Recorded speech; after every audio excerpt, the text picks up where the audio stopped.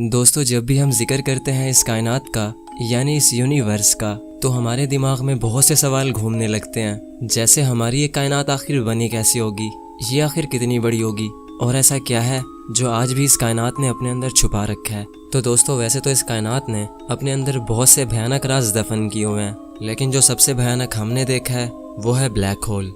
एक ऐसी अंधेरी जगह जहाँ से वापसी का कोई रास्ता नहीं। ब्लैक होल्स के बारे में हमें बहुत सी कहानियाँ सुनने को मिलती हैं, जैसे एक दूसरे यूनिवर्स का रास्ता है। यानी ब्लैक होल में जाने के बाद हम एक ऐसी कायनात में पहुँच जाएंगे जहाँ एक अलग ही किस्म की ज़िंदगी बसती है, जो कि वक्त से भी परे है। यानी वहाँ कोई वक्त नहीं होगा और कभी भी मौत नहीं आएगी। और कुछ लोग तो ये भी मानते हैं कि ब्लैक होल्स खुदा तक पहुँचने का रास्ता होते हैं। लेकिन दोस्तों, ये सब सिर्फ लोगों के मन गढ़ंत अंदाजे हैं, क्योंकि आज तक सिर्फ ब्लैक होल्स को देखा गया है, उन्हें ऑब्जर्व नहीं किया गया। जैसे कि ब्लैक होल्स में जाने वाली कोई भी चीज़ वापस नहीं आती, तो ये बता पाना मुश्किल है कि ब्लैक होल मौत देते हैं या फिर एक नई जिंदगी।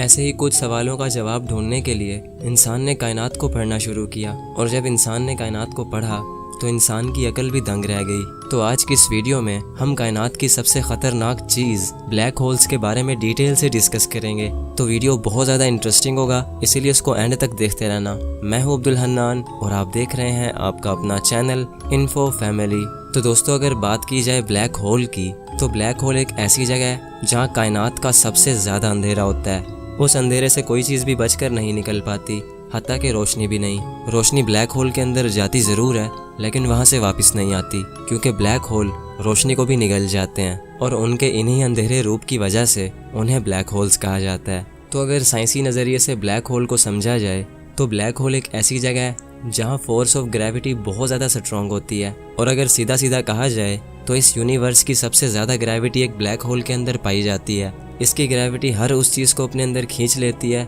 जो भी उसकी लपेट में आता है। और जब भी कोई चीज़ एक बार ब्लैक होल के अंदर चली जाए तो वो कभी वापस नहीं आती। इसीलिए ब्लैक होल को बोला जाता है the point of no return, यानी एक ऐसा रास्ता जहाँ की कोई वापसी नहीं, या फिर एक ऐसी अंधेरी रात जिसकी कोई सुबह नहीं।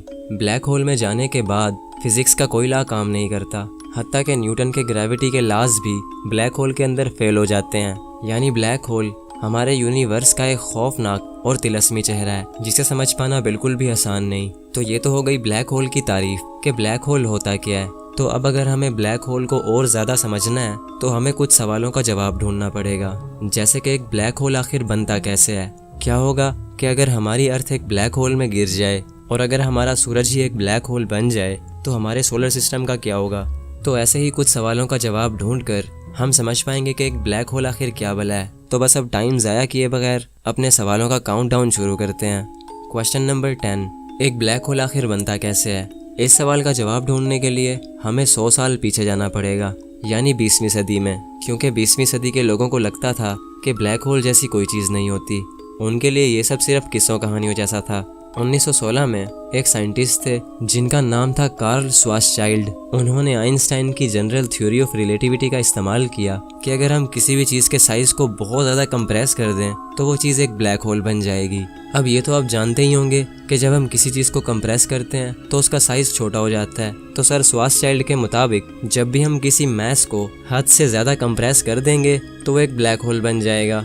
यानी अगर हमारी अर्थ के साइज़ को बहुत छोटा कर दिया जाए तो हमारी अर्थ भी एक ब्लैक होल बन जाएगी। खैर, उस वक्त तो इस थ्योरी को मजाक समझा जाता था, लेकिन जब 1971 आया तो ये थ्योरी एक हकीकत बन गई, क्योंकि 1971 में साइंटिस्ट ने इस कायनात का सबसे पहला ब्लैक होल देखा, जिसे देखने के बाद ये पता चला कि वो हाईली कंप्रेस्ड था।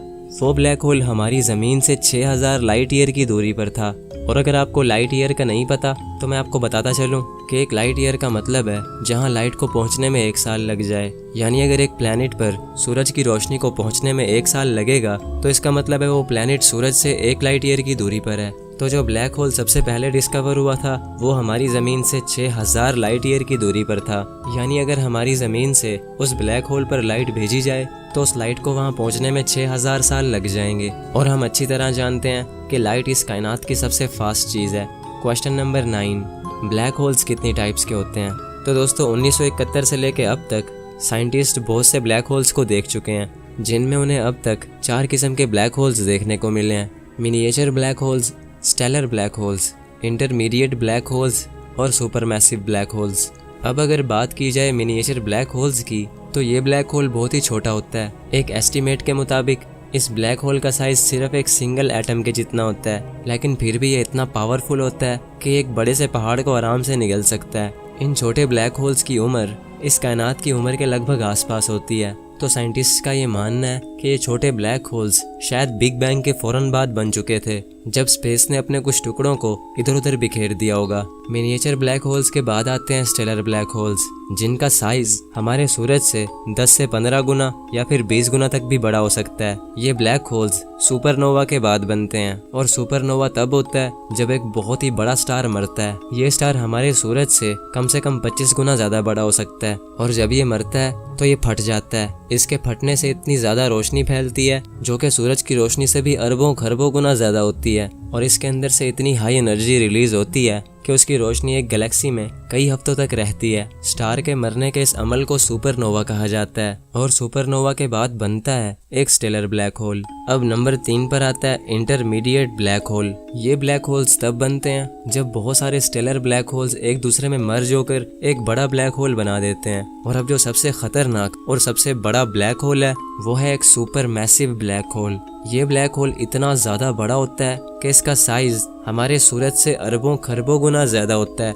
ये ब्लैक होल हर गैलेक्सी के बिल्कुल सेंटर में मौजूद होता है, और ये इतना बड़ा होता है कि इंसान इसका अंदाजा भी नहीं लगा सकता। और ऐसा ही एक ब्लैक होल हमारी मिल्की वे गैलेक्सी के बिल्कुल सेंटर में मौजूद है, जिसका नाम है Sagittarius A star. Sagittarius A star का साइज हमारे सूरज से 4 मिलियन यानी 40 लाख गुना से भी ज्यादा बड़ा है, और ये सुपर मैसिव ब्लैक होल्स तब बने थे जब गैलेक्सीज बनी थी। क्वेश्चन नंबर 8, क्या होगा कि अगर आप एक ब्लैक होल में गिर जाओगे?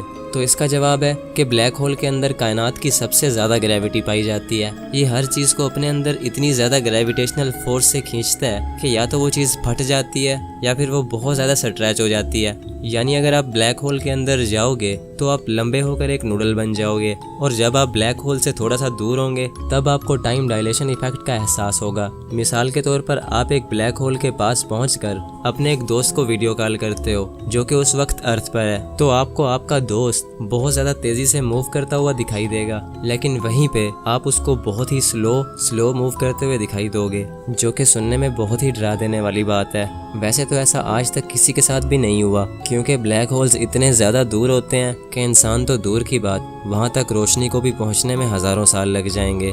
लेकिन दोस्तों, बहुत से साइंटिस्ट ने ब्लैक होल्स को बड़े बड़े सितारों को फाड़ते हुए देखा है। ये उन स्टार्स को निगल जाते हैं और उनकी रोशनी को भी खत्म कर देते हैं। क्वेश्चन नंबर 7, अगर ब्लैक होल्स काले होते हैं और इनमें बहुत ज़्यादा अंधेरा होता है तो फिर ये नज़र कैसे आते हैं? तो यार इसका जवाब है कि ब्लैक होल इनविजिबल होते हैं। ये बिल्कुल भी नज़र नहीं आते। इनको देखने का सिर्फ एक ही तरीका है, और वो है इनके इर्द गिर्द मौजूद एक्रीशन डिस्क, जो कि तब बनती है जब ब्लैक होल्स बहुत सारे स्टार्स को निगल लेते हैं, तो फिर उन स्टार्स की बची कुची धूल और गैसेस ब्लैक होल के इर्द गिर्द मंडराने लगती हैं। दोस्तों, ब्लैक होल के इर्द गिर्द तो होती है एक्रीशन डिस्क, लेकिन जो ब्लैक होल के अंदर वाला पार्ट है जो कि बिल्कुल अंधेरा है, उसको बोला जाता है इवेंट होराइजन, जिसके आर पार नहीं देखा जा सकता और वहां जाने वाली कोई भी चीज़ वापस नहीं आती। ये ऐसे है जैसे कि एक अंधा कुआं। क्वेश्चन नंबर 6, क्या होगा कि अगर हमारा सूरज एक ब्लैक होल बन जाए? क्या ये हमारे सोलर सिस्टम को तबाह कर देगा? तो इसका जवाब है कि सूरज कभी भी ब्लैक होल नहीं बन सकता, क्योंकि सूरज एक बहुत ही छोटा सितारा है। इसके अंदर एक ब्लैक होल को बनाने जितनी एनर्जी नहीं है। जब 5 अरब साल के बाद सूरज की जिंदगी मुकम्मल होगी तो हमारा ये सूरज लाल हो जाएगा और ये एक रेड जायंट स्टार बन जाएगा, और फिर आखिर में हमारा सूरज एक वाइट स्टार बन जाएगा और बिल्कुल ठंडा हो जाएगा। लेकिन फिर भी हम मान लेते हैं कि हमारा सूरज एक ब्लैक होल बन चुका है, तो दोस्तों इससे हमारे सोलर सिस्टम पर कोई असर नहीं पड़ेगा। सभी प्लैनेट्स उस ब्लैक होल के इर्द गिर्द घूमने लगेंगे जैसे वो सूरज के गिर्द घूमते हैं। लेकिन फिर प्रॉब्लम ये होगी कि हमें सूरज की रोशनी नहीं मिलेगी, जिससे हमारी अर्थ पर जिंदगी खत्म हो जाएगी। क्वेश्चन नंबर 5, अगर ब्लैक होल्स इतने ज़्यादा खतरनाक होते हैं कि वो अपने आसपास की किसी भी चीज़ को नहीं छोड़ते, तो क्या कभी ऐसा हो सकता है कि ब्लैक होल्स हमारी गैलेक्सीज को ही खा जाएं? तो इस सवाल का जवाब है नहीं। माना कि ब्लैक होल बहुत ही पावरफुल होता है, लेकिन ये इतना पावरफुल नहीं होता कि ये पूरी गैलेक्सी ही खा जाए। एक गैलेक्सी बहुत ज़्यादा बड़ी होती है और ब्लैक होल गैलेक्सी के सामने नज़र भी ना आए। क्वेश्चन नंबर 4, अगर हमारी अर्थ एक बड़े से ब्लैक होल के अंदर गिर जाती है तो हमारी अर्थ का क्या होगा? तो इसका जवाब है कि हमारी अर्थ ब्लैक होल के अंदर बहुत ही आराम से जाएगी। शुरू में तो हमें कुछ महसूस ही नहीं होगा, लेकिन हम जैसे ही ब्लैक होल के अंदर जाते जाएंगे तो हमारी अर्थ के छोटे छोटे टुकड़े हो जाएंगे, क्योंकि हमारी अर्थ की ग्रेविटी भी एक ब्लैक होल की ग्रेविटी का मुकाबला नहीं कर सकती। और ब्लैक होल में जाने के बाद अंजाम सिर्फ और सिर्फ मौत होगा। और जो लोग ये बोलते हैं कि ब्लैक होल खुदा के पास पहुंचने का रास्ता होते हैं, तो मुझे लगता है वो लोग सच बोलते हैं, क्योंकि मरने के बाद हम सब खुदा के पास ही पहुंच जाएंगे। क्वेश्चन नंबर 3, क्या ब्लैक होल से बचने का या फिर इससे बाहर निकलने का कोई रास्ता भी है? तो इसका जवाब है बिल्कुल नहीं, क्योंकि ब्लैक होल की ग्रेविटी से लाइट भी बाहर बचकर नहीं निकल सकती। तो इस हिसाब से अगर हमें ब्लैक होल से बचकर बाहर निकलना होगा तो हमें लाइट से भी हज़ारों गुना ज़्यादा फास्ट होना पड़ेगा, और ऐसा कभी नहीं हो सकता। क्वेश्चन नंबर 2, अगर ब्लैक होल्स इतने ज़्यादा दूर होते हैं कि उन तक पहुंचने में लाइट को भी हज़ारों साल लग जाते हैं, तो फिर साइंटिस्ट इतनी दूर से ब्लैक होल को कैसे देखते होंगे? तो दोस्तों इसका जवाब है कि नासा के पास इतनी ज़्यादा पावरफुल सैटेलाइट्स और टेलीस्कोप्स मौजूद हैं जो कि स्पेस में मौजूद बहुत सी चीज़ों को दूर से ही देख लेती हैं। और अगर बात की जाए नासा की सबसे पावरफुल सैटेलाइट की, तो दोस्तों नासा की सबसे powerful satellite the James Webb telescope है, जिसको शॉर्ट फॉर्म में JWST भी कहा जाता है। ये टेलीस्कोप सूरज के इर्द गिर्द घूम रही है, यानी ये हमारी ज़मीन से पूरे 1 मिलियन माइल्स की दूरी पर है, जो कि 16 लाख किलोमीटर से भी ज़्यादा दूर है। इस टेलीस्कोप की पावर का अंदाज़ा आप इस बात से भी लगा सकते हो कि ये हमारी गैलेक्सी से बाहर की गैलेक्सीज और स्टार्स को भी देख लेती है।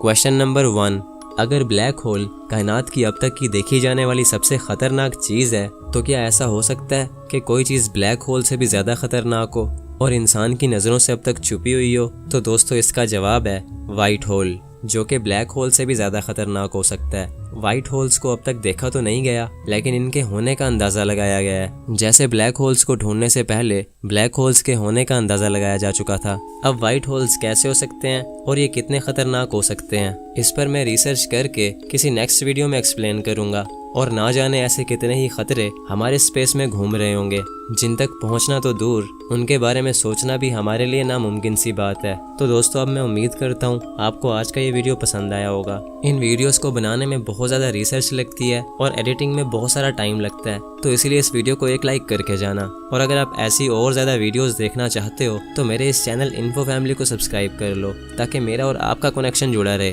तो फिर मिलते हैं किसी नेक्स्ट वीडियो में, तब तक के लिए अल्लाह हाफिज़।